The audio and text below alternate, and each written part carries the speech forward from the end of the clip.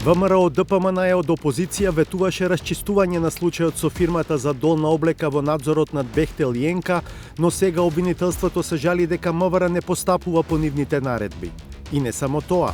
Уште повеќе не изненади сознанието дека единствениот собственик на Electra Solutions, сегашен Аксион, се откажал од дел од својата фирма.